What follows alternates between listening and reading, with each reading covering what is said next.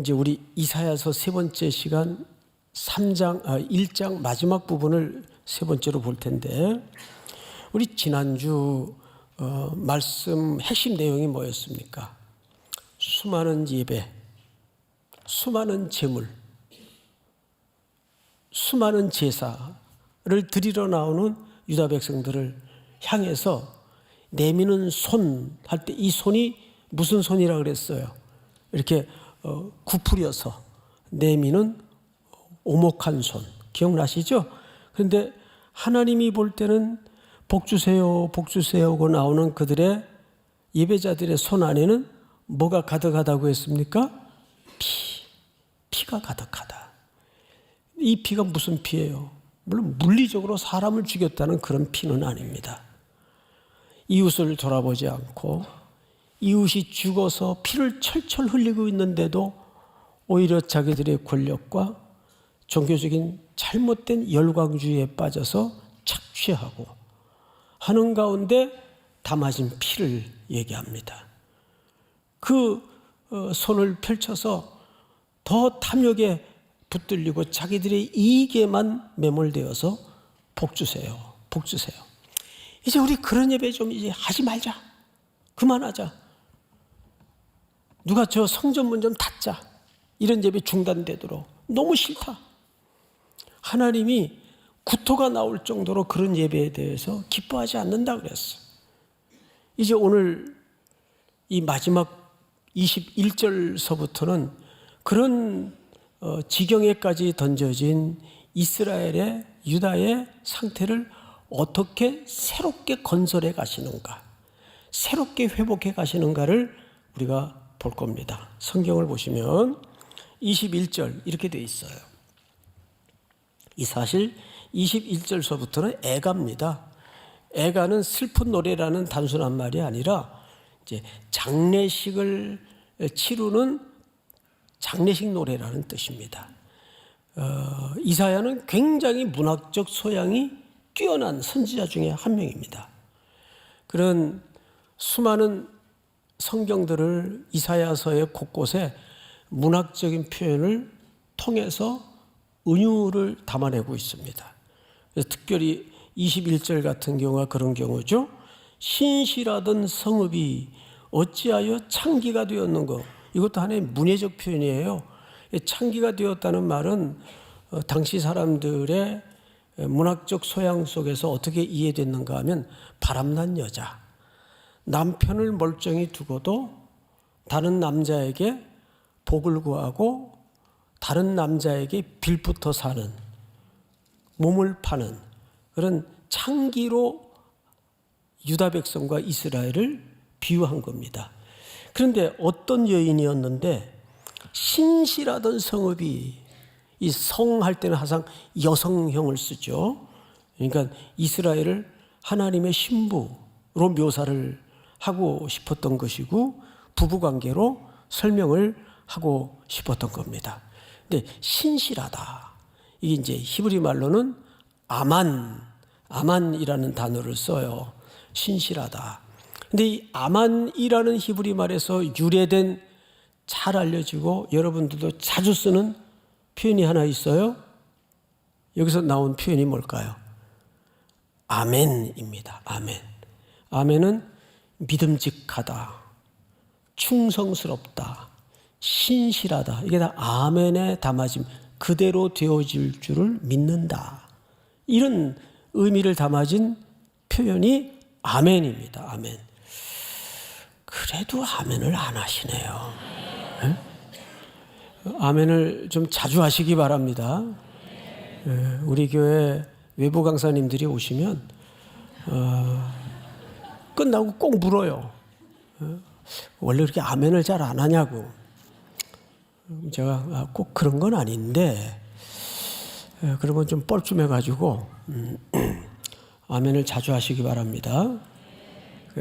또 어떤 교회는 너무 이걸 마치 뭐 주문 훈련시키듯 하는 교회가 있어요. 제가 중학교 다닐 때 너무 은혜를 받고 싶어서 어린애가 버스를 타고 그 담벼락이나 전봇대, 그때 부흥의 포스터가 이렇게 붙던 시절이 있었어요. 그걸 보고 저기 버스를 타고 멀리까지 갔어요. 부흥에 참석하고 싶어서, 은혜 받고 싶어서. 그러니까 뭐 신발장까지 사람이 꽉 들어앉아가지고 겨우 비집고 들어가 앉았는데 올백 머리에 하얀 양복에 빨간 손수건을 앞에 탁 꽂은 그 전형적인 그 당시 부흥사 한 분이 제 시간이 되어서 나오셨어요. 한 뭐 부흥회가 길어야 1시간 반 정도 안 되겠어요? 그런데 거의 30분을 여러분 오늘부터 부흥회가 시작이 됩니다.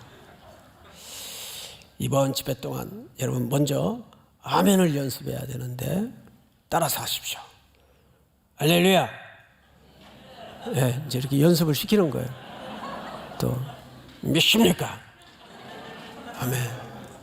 세상에 어린애가 듣더라도 아니 이걸 30분을 훈련을 시켜요. 될 때까지. 자기 마음에 들 때까지.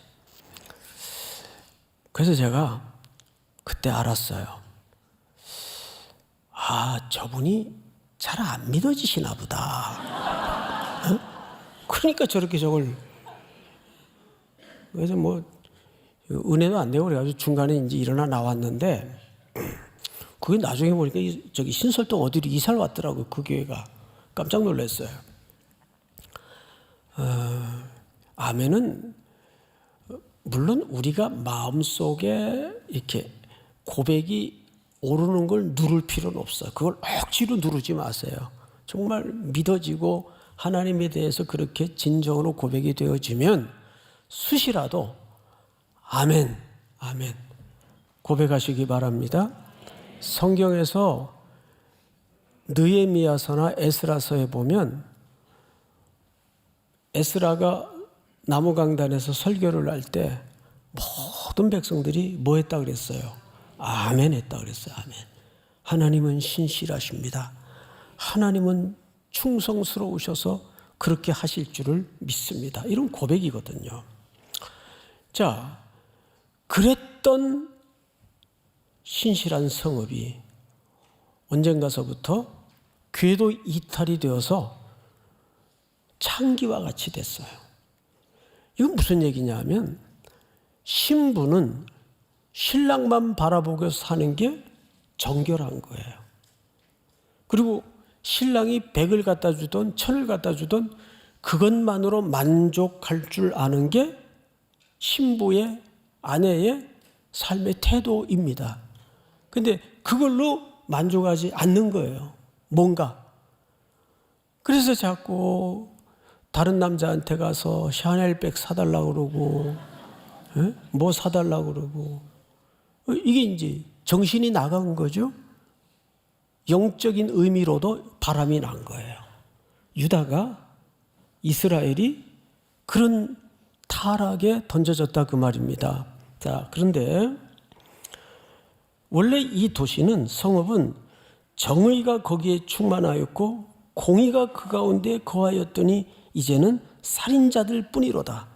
여기 살인자들이라는 표현도 사실은 문해적 표현이에요. 정말 사람을 죽였다는 말이 아니고 정의가 사라지고 공의가 사라지니까 공고하고 연약한 이웃들이 피를 철철 흘리면서 죽어가고 있는데도 등 돌리고 자기 탐욕에 매달려서 이익과 배부르기에만 급급한 그런 손들을 얘기합니다. 오목한 손. 자, 이 정의와 공의라는 주제는 이제 뒷절에 나오기 때문에 그때 다시 한번 지난주 다루었던 내용이기 때문에 상기하기로 하고 22절을 좀 볼까요? 다 같이 읽겠습니다. 시작. 내 은은 찌꺼기가 되었고 내 포도주에는 물이 섞였도다. 네, 뭘 얘기하는 걸까요? 혼합주의입니다. 혼합주의. 하나님을 정면으로 거부하고 거절하는 것도 나쁘지만 악하지만 못지않게 악한 게 혼합주의입니다. 혼합주의는 70%만 믿는 게 아니에요. 사실 이것도 하나님을 안 믿는 거예요. 더 나쁜 짓이에요. 이스라엘 백성들을 여호수아를 선두로 세워 가나안에 들일 때 모세가 누누이 강조했던 게 뭐죠? 그 땅 여자들과 너희 아들들을 결혼시키지 말고 그 가나안 땅에 이미 자리 잡고 있는 우상 문화에 대해서 타협하지 마라. 오직 여호와만 섬기라. 이걸 누누이 강조했습니다. 이것이 혼합주의의 염려 때문에 그런 율법을 설정했던 거죠. 그런데 이 혼합주의가 결국은 유다 백성과 이스라엘 백성들을 먹어버리고 말았습니다. 이제는 하나님도 그 여러 신들 중에 한 신으로 전락을 해버려서 에이 뭐 아무래면 어떠냐, 뭐 우리에게 봉안 주면 되는 거지. 그 가나안 땅의 신들을 보니까 거기에는 뭐 비의 신도 있고 태양의 신도 있고 거기에는 또 다산의 신도 있고 건강의 신도 있고 신 종류가 많더라고요. 골라잡기가 얼마나 좋습니까? 그러면 이 부분에 대해서 우리 크리스찬들은 자유로울 수 있을까요? 얼마 전까지만 해도 남산길에 점 보는 사람들이 그렇게 많았어요. 쭉 점쟁이들이 그 언덕길에 앉아 있습니다. 그런데 그 사람들을 대상으로, 저 미아리 점집을 대상으로 요즘은 점집들이 아주 골목까지 내려와가지고 통계를 한번 어느 기독교 저널에서 냈는데 깜짝 놀란 게 그렇게 그리스도인들이 점을 보러 많이 온대요. 그래서 이제 무당이 당신은 나보다 더 큰 신을 섬기는데 왜 나를 찾아왔냐고. 당신은 그 신을 믿어야 살아. 교회 나가야 살아. 은혜를 또 대박으로 받아가지고 교회 와서 간증을 하고. 실화입니다, 실화. 헷갈리는 거죠, 서로. 예? 오히려 무당이 더 용해. 예? 여러분, 이런 참 우픈 일들이 얼마나 많은지 아세요? 길을 찾고 사주 보러 다니고. 타로 하지 마세요, 그거. 이 TV들이, PD들이, 이 정신들이 나가가지고 이제 그런 걸 하나의 문화로 자리 잡도록 은근히 부추기는 세상이 돼버리고 말았어요. 지금 그런 게 슬그머니 하나씩 안 끼어드는 프로가 어디 있어요? 다 이상한 짓들 하고 있죠. 여러분, 재미라도 그거 하면 안 됩니다. 예? 예수 믿는 분들은. 정갈한 신부가 뭐예요? 왜 그런 거에 그 사소한 문제라도 목숨 걸고 운명을 걸어요? 이스라엘 백성들이 그런 범죄에 빠진 거, 혼합주의, 다원주의에 빠진 겁니다. 다원주의는 하나님을 믿는 게 아니에요. 그건 불신이에요, 말 그대로.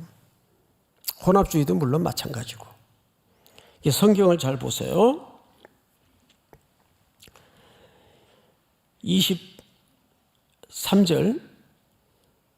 네 고관들은 패역하여, 관리들을 얘기하겠죠. 도둑과 짝하며 다 뇌물을 사랑하며 예물을 구하며 고아를 위하여 신원하지 아니하며 과부의 송사를 수리하지 아니하는도다. 그러니까 고아, 과부, 나그네, 사회적 약자들은 안 돌아보고 돈 있는 사람들만 돌아보더라, 그 말이에요. 왜 그럴까요? 그들은 정말 공의가 뭔지 몰라서 그랬을까요? 정의가 어떤 건지 몰라서 그랬을까요? 왜요? 당연히 알죠. 법 공부한 사람들이 법을 제일 많이 알 텐데, 쉽게 예를 들면 오히려 법을 가지고 약자를 편들지 않고 강자에게 편을 드는 이런 구분 판결들이 세상에 얼마나 많습니까? 여러분, 아는데도 불구하고 이들의 그런 행동거지들을 그렇게 구분적으로 이끌어가는 진짜 감추어진 동력이 뭔지를 알아야 돼요. 동인이 뭔지를 알아야 돼요. 뭡니까? 탐욕입니다. 어느 쪽으로 줄을 서야 내게 더 이익이 들어오고 배가 불러지는지를 천성적으로 잘 알기 때문에, 냄새를 맡을 수 있기 때문에, 그리고 약자들 그거 도와줘야 내게 아무 유익이 없거든요. 그래서 안 된다는 거 모르는 거 아니에요. 알아요. 그런데도 그렇게 하게 되는 그 진짜 이유는 그 안에 떨쳐내지 못하는 탐심 때문입니다. 이게 뭔지 아세요? 그래서 성경은 탐심은 곧 뭐라 그랬어요? 우상숭배니라. 그 만몬을 섬기는 거예요. 하나님이 돌봐주라고 세운 약자들을 섬기는 게 아니고 만몬을 섬기는 거예요. 돈의 위력이 그 사람을 지배하는 겁니다. 이거 조금만 눈 감으면 내게 이익이 오는데, 이거 조금만 합리화시키면 나만 그런 건 아니고 세상이 다 그런데 내가 유난 떨 필요 있나?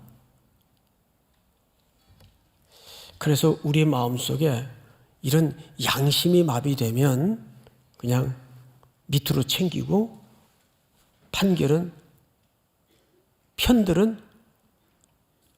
기득권층에 우리가 붙어서 먹고 사는 거죠. 이런 얘기하면 또 좌파라 그래요.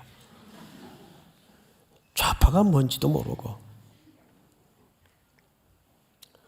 좌파의 뿌리는 공산당들을 얘기합니다.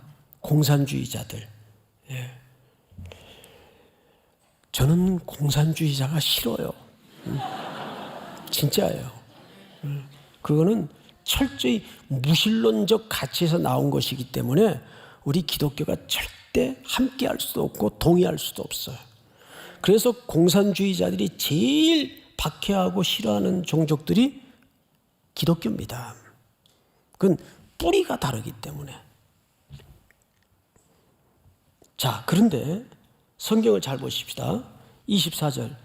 그러므로 주 만군의 여호와 이스라엘의 전능자가 말씀하시되 슬프다. 내가 장차 내 대적에게 보응하여 내 마음을 편하게 하겠고 내 원수에게 보복하리라. 자, 고개를 들고 영상으로 예배드리는 분들도 저를 보세요.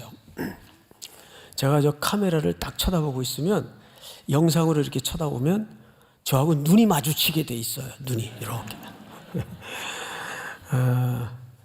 여기 여러분 놓치지 말아야 될 표현이 뭐냐면 내 원수, 내 대적입니다. 이게 누구냐 그 말이에요. 설마 나야 아니겠지. 문맥을 잘 보세요. 하나님은 유다 백성들, 이스라엘 백성들을 향해서 태도를 바꿉니다. 그러므로 주 만군의 여호와 이스라엘의 전능자, 앞을 보실까요? 만군이라는 표현은 하나님을 만군의 여호와로 묘사를 했어요. 이건 전쟁을 계시하는 표현이에요. 그리고 전능자라는 표현도 이제 하나님이 힘을 쓰겠다 그 말이에요. 그러니까 이건 전형적인 하나님의 전쟁을 선포하는 의미입니다. 그런데 그 대상이 내 대적, 내 원수입니다. 이거 누구를 가리킬까요?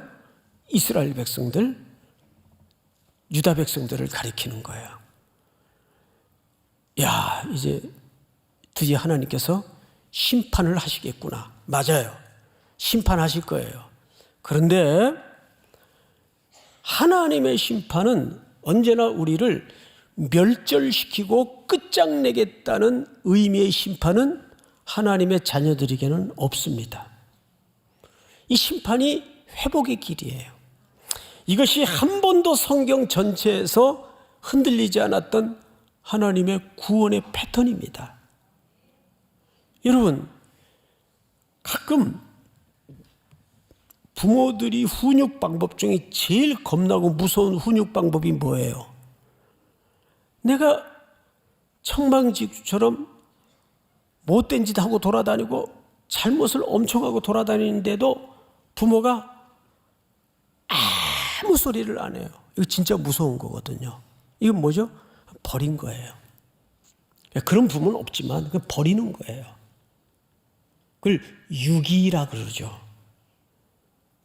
이 유기하는 것만큼 끔찍한 진짜 심판이 없어요. 근데 하나님이 그 임재범 씨의 노래 가사처럼 전쟁 같은 사랑을 선포하는 거예요. 예? 불안한 눈빛과 이제 하나님의 전쟁 같은 사랑을 드디어 칼을 빼어들고 내 대적, 내 원수 매섭게 전쟁을 시작하는 겁니다. 이게 회복의 시작이에요. 더 이상 뒀다가는 진짜 멸망의 백성이 될 수 있기 때문에, 그래서 그걸 어떻게 진행하시나 25절을 보시면, 내가 또 내 손을 네게 돌려. 자, 내 손을 누구에게 돌려요? 원수들에게 돌려라는 말을 따라서 합니다. 이게 히브리 말로 뭐라고 되어 있는가 하면 슈브라는 말이 회개란 뜻입니다. 제가 깜짝 놀랐어요. 아, 그래, 맞아. 우리는 회개할 의지도 없고 능력도 없어요. 여러분, 내가 이러면 안 되지, 회개해야지 하는데 우린 못 돌아오잖아요. 왜 그런지 아세요? 우린 그런 의지가 없기 때문에 그래요. 그런 능력이 우리 속에 없기 때문에 그래요. 그래서 밖에서 한 의가 나타났어요. 그게 로마서 3장의 증언이에요. 그 한 의가 나타났으니 그 의가 누굽니까? 예수 그리스도를 얘기하는 거예요.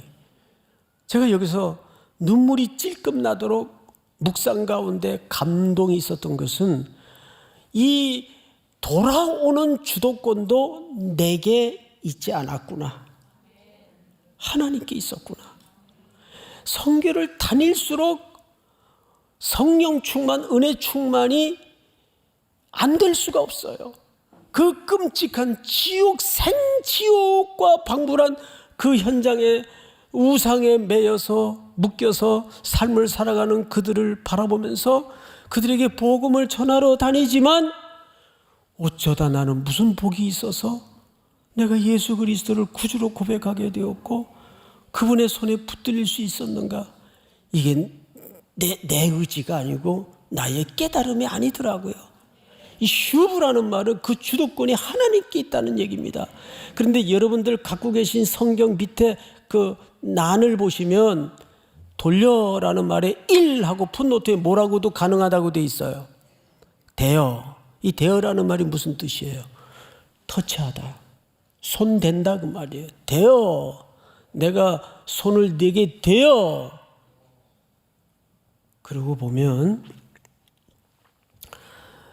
모든 사망의 자리, 죽음의 자리에 과부요 독자를 친구 겸 남편 겸 의지하고 살았던 과부에게 독자가 죽었어요. 장례식을 치르러 고을 사람들이 외길에서 나오다가 예수님과 생명의 행렬과 만남이 이루어집니다. 예수님은 율법을 깨고 그 관에 시신에 손을 대어 그 아들을 살려내시고 생명을 어머니의 품으로 돌려보냅니다. 방금 전까지만 해도 그 행렬은 어떤 행렬이었습니까? 통곡과 울음과 처절한 절망의 눈물이었어요. 그런데 아들을 손을 대어 예수님이 손 대시면 됩니다. 우리 힘으로 돌아올 수 없어요. 우리 힘으로 회복할 수 없어요. 그 바라나시라는 생지옥의 도시에 좋은 정치 지도자가 일어난다고 되는 게 아니에요. 그들에게는 예수라는 생명밖에는 방법이 없어요. 믿습니까? 오늘도 여러분들이 지고 이고 나온 모든 고단한 삶의 문제를 우리 주님이 손대시는 은혜가 있기를 주의 이름으로 축복합니다. 주님이 손대셔야 돼요.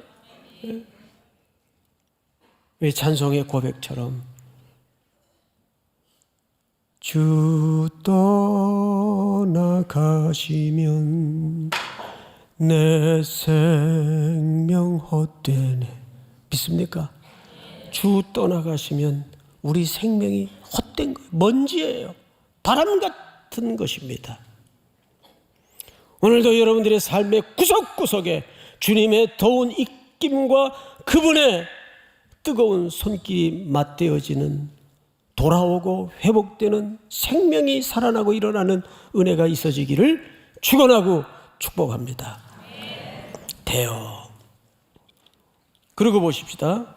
네 찌꺼기를 제물로 씻듯이 녹여 청결하게 하며 네 혼잣물을 다 제하여 버리고. 어떻게 만드시겠다는 얘기죠? 정결하게 만드시겠다는 얘기입니다. 오늘 말씀의 제목처럼 이 창기로 변해버린 이 폐허가 된 도성을 새로 일으키는 방법은 먼저 주님의 손길이 되어져야 됩니다. 믿습니까?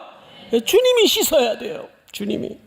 자, 그런데 26절을 보시면 내가 네 재판관들을 처음과 같이 네 모사들을 본래같이 회복할 것이라. 그리한 후에야 네가 의의 성읍이라 신실한 고을이라 불리리라 하셨나니 원래의 모습으로 되돌려 놓는다 그 말이에요.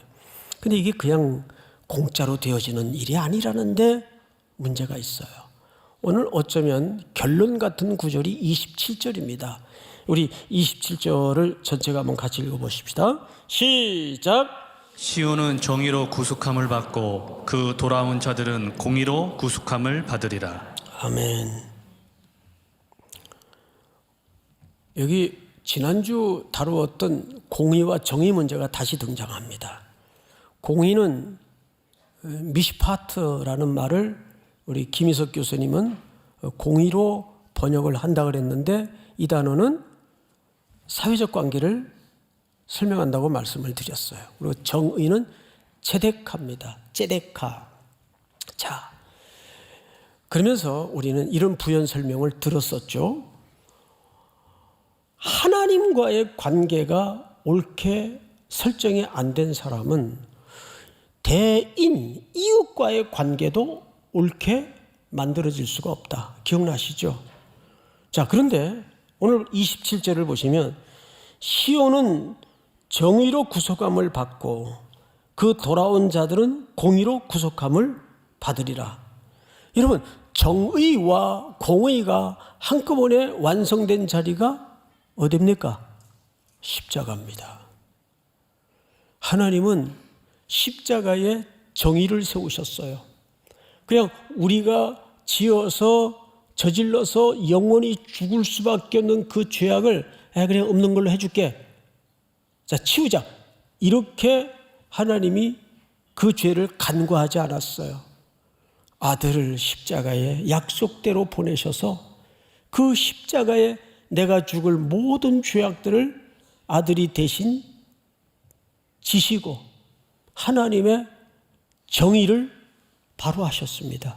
그 정의를 기초로 먼저 하나님과 우리 사이가 회복이 됐어요. 하나님의 뭐가 회복이 된 거죠? 제데카 미시파트가 동시에 이루어진 겁니다. 그러니까 하나님의 공의와 하나님의 사랑이 입맞춤한 유일한 자리 십자가입니다. 믿습니까? 그러니까 인류는 십자가 외에는 살 수 있는 방법이 없어요. 성경을 읽을수록 삶을 살수록 참혹한 현장을 청년들과 다니면서 성도들과 다니면서 들여다볼수록 더 선명해지고 더 명료해지는 것은 예수의 복음 외에는 살 길이 없구나. 주님께서 말씀하셨습니다. 내가 곧 길이요 진리요 생명이니. 내가 곧 길이요 진리요 생명이니. 이것은 단순히 죽고 사는 또 살아나는 삶의 문제를 넘어서 여러분들의 모든 총체적인 삶 속에도 동일한 원리로 적용될 수 있다는 것을 놓치지 마십시오.